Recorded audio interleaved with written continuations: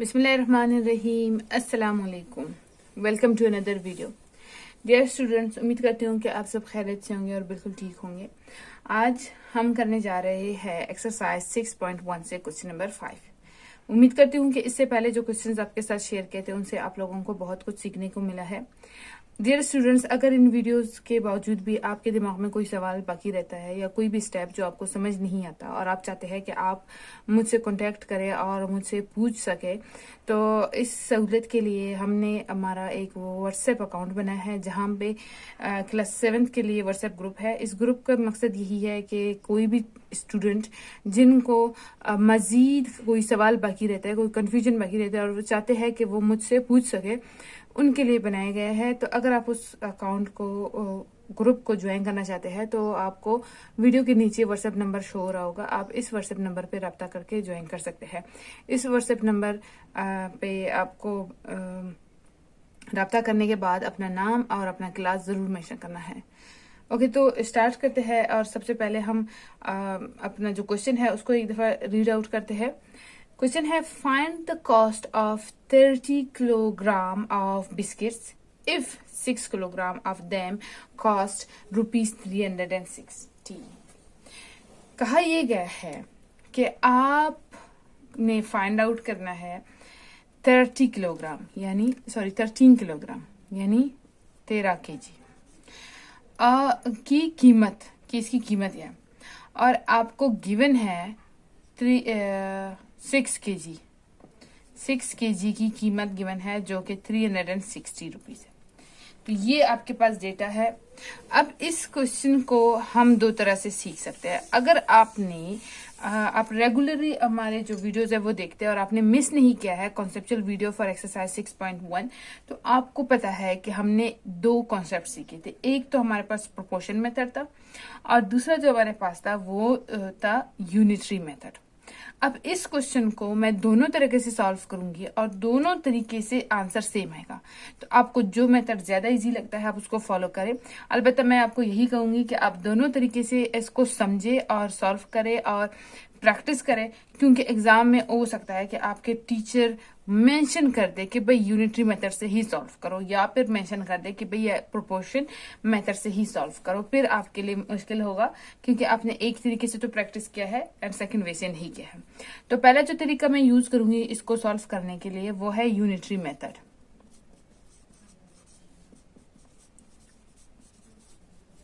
इस मेथड में क्या होता है कि हमें किसी चीज की कीमत गिवन होती है। मतलब जैसे कि यहाँ पे हमें 13 किलोग्राम की फाइंड आउट करने के लिए कहा गया है, लेकिन 6 किलोग्राम की कीमत गिवन है और हमें उसी चीज की मिकदार बढ़ा के या घटा के कहते हैं कि उनकी कीमत मालूम करो क्या हो सकती है। तो इस मेथड के जरिए हम ऐसे सवालों को हल कर सकते हैं। अब सबसे पहले हमें डेटा लिखना होता है। हाफ मार्क्स इस डेटा के ये कि आपको क्वेश्चन समझ आया है या नहीं। और जो स्टूडेंट्स आगे चल के फिजिक्स में अपना करियर बनाना चाहते हैं उनको मैं बता दूं कि ये जो यूनिट है 6, ये आपके लिए बहुत इंपॉर्टेंट है। इस तरह के क्वेश्चन आगे चल के न्यूमेरिकल्स बन जाते हैं। न्यूमेरिकल्स इसी तरह के क्वेश्चन से ही बनते हैं। इसी तरह के क्वेश्चंस को सॉल्व करना ही फिजिक्स में आपके लिए आता है।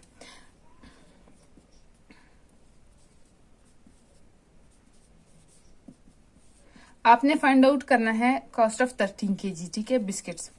आपको क्या गिवन है? कॉस्ट ऑफ 6 केजी जो कि है ₹360। अब सबसे पहले 13 केजी और 6 केजी गिवन है आपके पास। आपको पता नहीं है कि 1 केजी की प्राइस क्या है। तो सबसे पहले आपको पता होना चाहिए कि 1 केजी की प्राइस क्या है। 1 केजी की प्राइस क्या होगी कि जो हमारे पास 6 केजी की प्राइस है 360, इसको हम डिवाइड करेंगे 6 पे। जब 6 पे डिवाइड करेंगे तो 6 अलग अलग हिस्से होंगे और जो एक हिस्से की कीमत है वो 1 केजी की इक्वल है। तो जब इसको हम डिवाइड करेंगे तो 6 1 6, 6 multiply by 60 is equal to 360। तो ₹60 इज इक्वल टू 1 केजी। अब हमारे पास 1 केजी की प्राइस आ गई, तो अब हम 13 केजी की प्राइस मालूम कर सकते हैं। कैसे कर सकते हैं?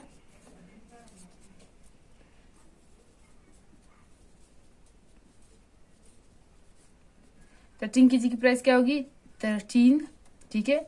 मल्टीप्लाई करो इसको, किससे मल्टीप्लाई करो 1 केजी की जो प्राइस है, तो आपके पास क्या आएगा, जो आंसर आएगा वो यहाँ पे मैं मल्टीप्लाई करके भी दिखा देती हूँ।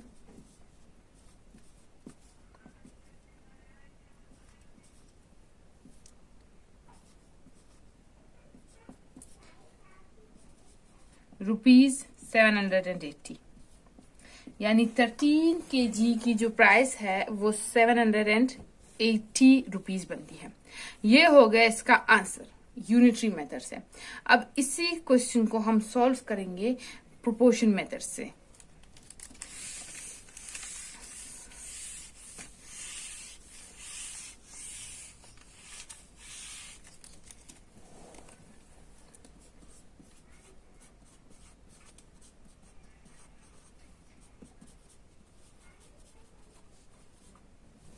प्रोपोर्शन मेथड में हमें सबसे पहले जो चीज मालूम करनी है और जो हमें पता है, यानी दो चीजों के बारे में डिस्कस की गई है, एक है केजी और एक है रुपीस, वो स्पेसिफाई करना है, ठीक है।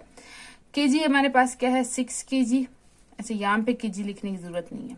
6 kg is equal to 360 rupees. हमें 13 केजी का मालूम करने के लिए कहा गया है, जिसका हमें प्राइस मालूम नहीं है, तो हम इसको इक्वल लेंगे एक्स के।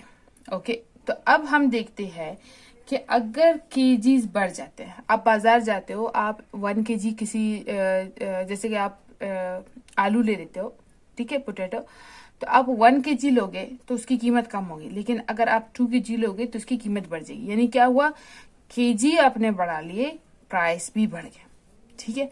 तो हमने क्या देखा, हमने देखा कि 1 क्वांटिटी में इंक्रीज सेकंड क्वांटिटी में इंक्रीज की वजह है। इस एरो का मतलब ये नहीं है कि नीचे वाला छोटा है ऊपर वाला बड़ा है, इसका मतलब ये क्या है, increase in 1 quantity is equal to the increase in other quantity. तो हमने क्या देखा, डायरेक्टली प्रोपोर्शन है।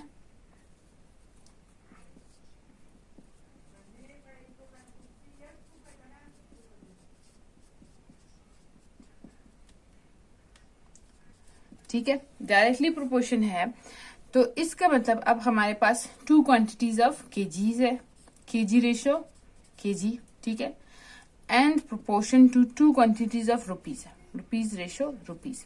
सेम क्वांटिटी का हमें रेशो बनाना होता है, जबकि प्रोपोर्शन हम 2 डिफरेंट क्वांटिटीज का बना सकते हैं।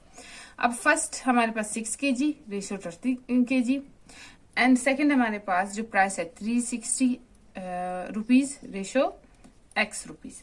एक्स की वैल्यू ही हमारी जो value of amount of money required है वो हमें बताएगी, ठीक है। अब आपको आइडिया हो गया। अच्छा, जब डायरेक्टली प्रोपोर्शन होता है, जब भी डायरेक्टली प्रोपोर्शन होता है, आपने एक्स को एक्सट्रीम्स में रखना है। जब भी आपके पास इनवर्सली प्रोपोर्शन होता है, तब आपने एक्स को मीन्स में रखना है, ठीक है। इस तरह से आपका जो आंसर है वो सही आएगा। अक्सर मैं जब स्कूल लाइफ में थी, मुझे यही कंफ्यूजन रहती थी कि इस एक्स को हमने कहाँ पे रखना है। तो यहाँ पे आपको मैं बता रही हूँ कि जब डायरेक्टली प्रोपोर्शन होता है तो आप उसको एक्सट्रीम में रखो, जब इनवर्सली प्रोपोर्शन होता है तो उसको मीन में रखो। अब हमने सीखा था कि प्रोडक्ट ऑफ एक्सट्रीम या product of mean is equal to product of extreme.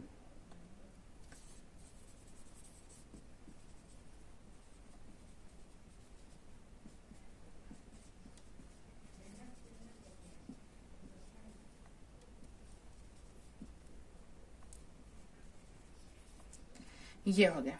इसका मतलब हमें क्या पता था, ये मीन्स है और ये एक्सट्रीम्स है। प्रोडक्ट ऑफ मीन्स मतलब 13 multiply by 360 is equal to 6 multiply by x. अब 6 यहाँ पे मल्टीप्लाई हो रहा है, इसको दूसरी तरफ लेके जाएंगे डिवाइड होगा, और इनको आपस में मल्टीप्लाई करो। 360 मल्टीप्लाई बाय 13 आप करोगे तो आपका आंसर आएगा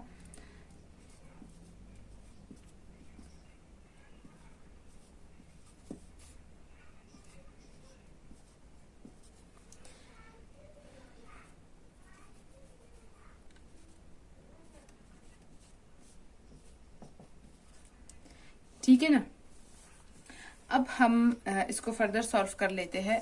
इसके लिए मुझे थोड़ा सा यहाँ से रिमूव करना पड़ेगा, तो इसी वजह से आप अगर इसको यहाँ तक देख चुके हैं, आप वीडियो को पॉज करके इसको लिख भी सकते हैं।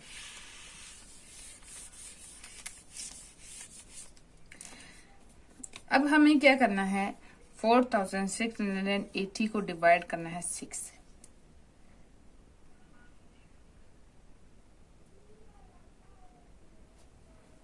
जब आप इसको 6 से डिवाइड करोगे तो आपका आंसर क्या आना चाहिए,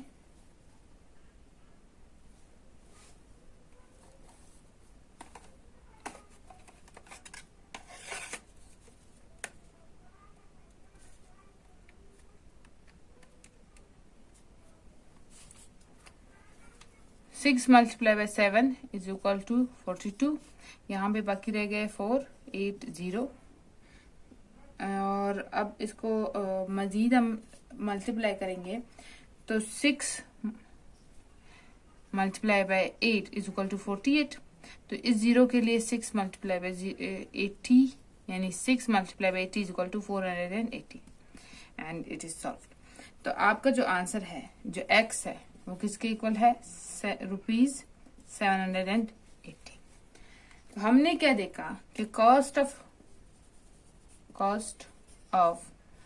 13 kg is equal to ₹780 and that is your answer. अब आप देख सकते हैं कि यूनिटरी मेथड से भी हमें 780 आंसर आया था और प्रोपोर्शन मेथड से भी सेम यही आंसर आया है। तो इसका मतलब दोनों मेथड से आंसर आपका सेम आएगा।